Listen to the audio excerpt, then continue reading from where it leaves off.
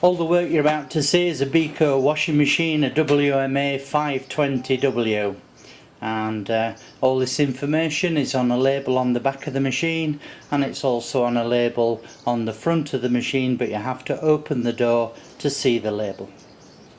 Before you do any work on these, make sure it's unplugged and completely safe.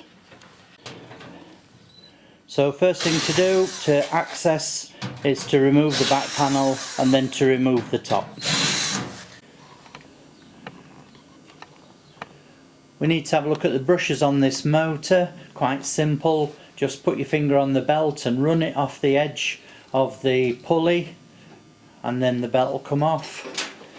So several clamps hold that motor in place and it's plugged into the wiring loom. So we'll be removing that and looking at the brushes shortly. Okay, to remove the motor we undo this bolt.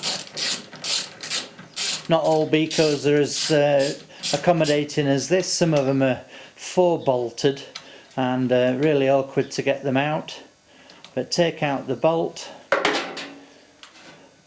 just support it all, and the motor swings down and just unclips. Then you can get to that electrical plug and unplug it. Lift the motor out. Okay, we're going to take the brushes off this motor just to show you. That's the brush there.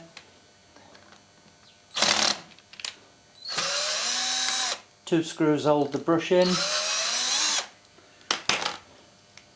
and lift the brush out. That brush would normally be a lot longer than that.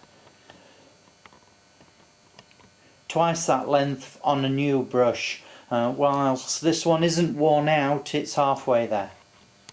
Refitting the brush, there's a couple of little noggins on the other side that locate into holes, so you can get the brush located and then just fasten it back up,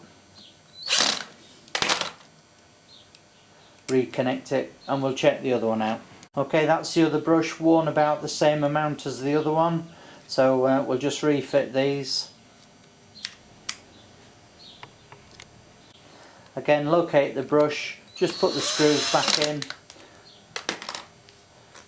If you were fitting brand new brushes, just be careful you don't snap the brush, the carbon part of it, as you're putting it back in. And the rest of the motor looks like that. Okay, before you connect back up, just check the wires into the back of the electrical connection. Make sure none of them are broken, and then offer your motor back into place. Just a reverse of the way we took it out, really. So connect it up electrically.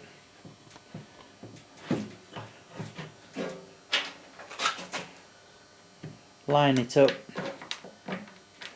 and get your bolt through.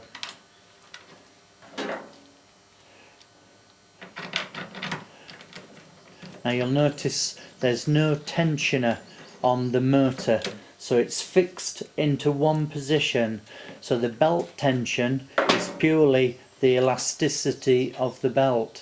So when the belt eventually gives way, it'll not spin properly. But most of the time the belts will sort of outlive the machine.